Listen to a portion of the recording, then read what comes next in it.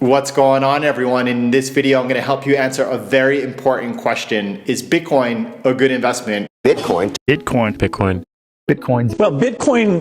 Bitcoin. Bitcoin. Bitcoin. I have some Bitcoin. We're going to go over the pros and cons together, take a look at what the risk is, as well as what the potential rewards might be. Bitcoin and things like it is the equivalent of the red pill. Bitcoin is the first scarce digital object the world has ever seen.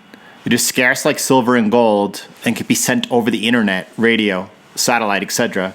The stock-to-flow model predicts a Bitcoin market value of $1 trillion after the next halving in May of 2020, which translates into a Bitcoin price of $55,000 per Bitcoin. From today's price of roughly $9,000, that is a 6x return. People often ask where all that money needed for a $1 trillion Bitcoin market value would come from. It's simple. Silver, gold, countries with negative interest rates, Europe, Japan, perhaps the US soon. There's over $17 trillion in negative yielding assets right now. Countries with predatory governments, Venezuela, China, Iran, Turkey, people need to be able to get their money out. Billionaires and millionaires hedging against quantitative easing. In the last month alone, the Federal Reserve has printed over $250 billion. And institutional investors discovering the best performing asset of the last 10 years. The risk? Sure, there are risks. But first, keep in mind, each day that each new block is produced every 10 minutes, and every year that passes, the odds are in favor of Bitcoin being around longer. It's called the Lindy effect. The Lindy effect is a theory that the future life expectancy of some non-perishable things like a technology or an idea is proportional to their current age, so that every additional period of survival implies a longer remaining life expectancy. Keep in mind, this is the most attacked piece of software ever written and has never been hacked. Countries have tried to suppress Bitcoin until learning that there is no way, only to embrace it. Even with its great firewall and tools, China has not been able to suppress Bitcoin. It is the largest decentralized network in the world. The USA could eventually try to pass regulation outlawing citizens from holding Bitcoin and try to confiscate it as it has gold in the past. However, it's not possible to confiscate Bitcoin, and this may only strengthen the use case for Bitcoin in the long run. The potential: focus your time horizon over the next 12 years.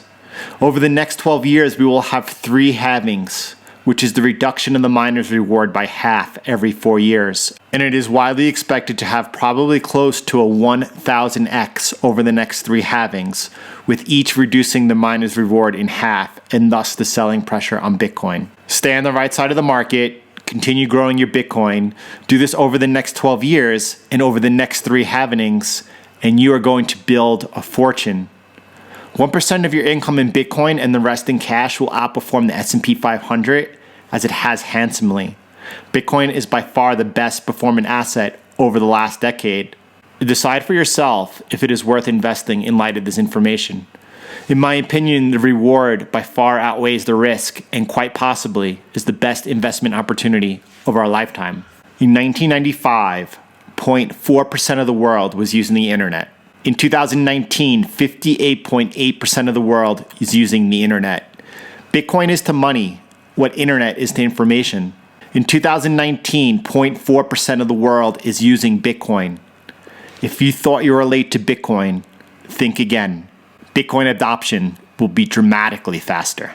What was the thought process with, one of the things that's kind of cool about the Cash App is that you can buy and sell Bitcoin with it. So back to the internet, I believe the internet will have a native currency. Really? It'll have a native currency. And I don't know if it's Bitcoin. I think it will, because just given all the tests it's been through and the principles behind it, how it was created, and it was something that was born on the internet, that was developed on the internet, that it was tested on the internet. It is of the internet. And we would love to see something become a global currency. It enables more access. It allows us to serve more people. It allows us to move much faster around the world.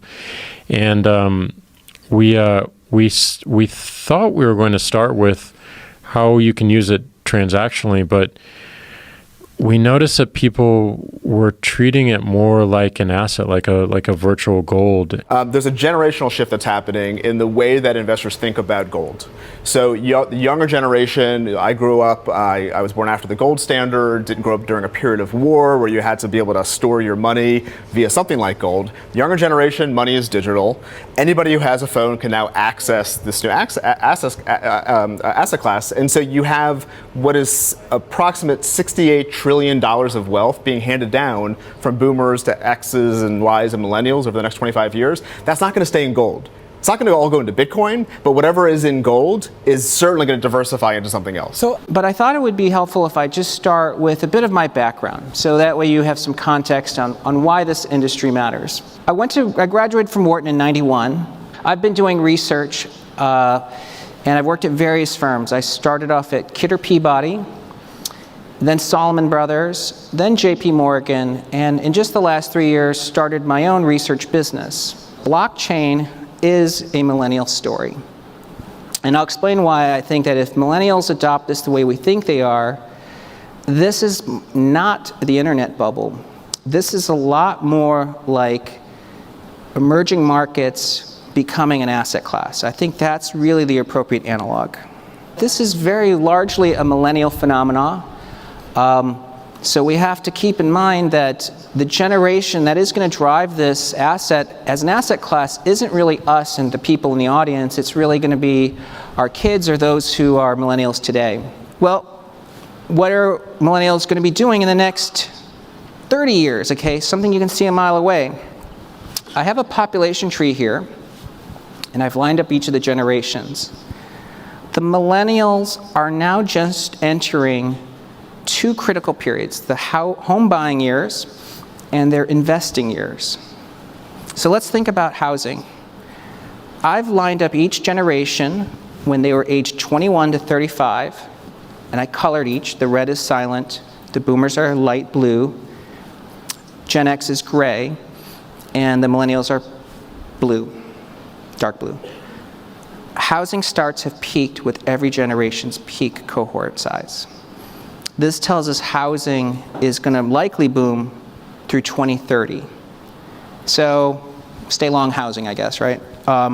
It's really bullish. But let's talk about investment years. Savings flow, okay, so the investment pool of prime income age earners is running about $1 trillion a year today. Okay, so every year there's $1 trillion that the people aged 35 to 60 allocate. And today, it's dominated by boomers and Gen X. But the millennials are now just entering these prime income years. So what did the silent generation do when they dominated the prime savings flow? They actually bought gold. Gold was $40 when we went off the gold standard in 1971. That was the first time individuals could buy gold. And when the silent generation cohort peaked, gold was $600, a 15x in a decade, just by a single generation buying gold. The boomers, we know, bought equities. What was the first year the boomers turned age 35? 1982.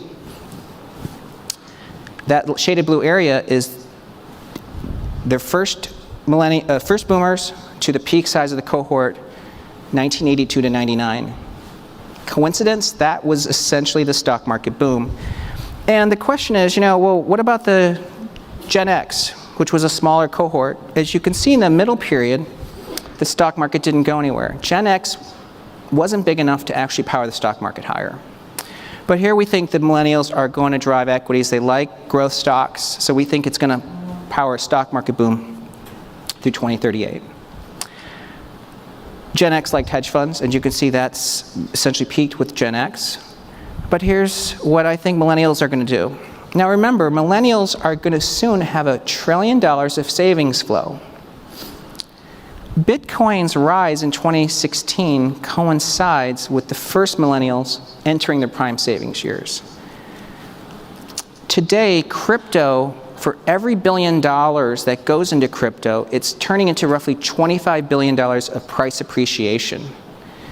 If millennials put 10% of their savings flow, $100 billion, into crypto, That's a $2.5 trillion rise per year. And crypto is roughly a $500 trillion market cap. So we think that you may end up seeing Bitcoin by the end of the cycle as high as $10 million per Bitcoin.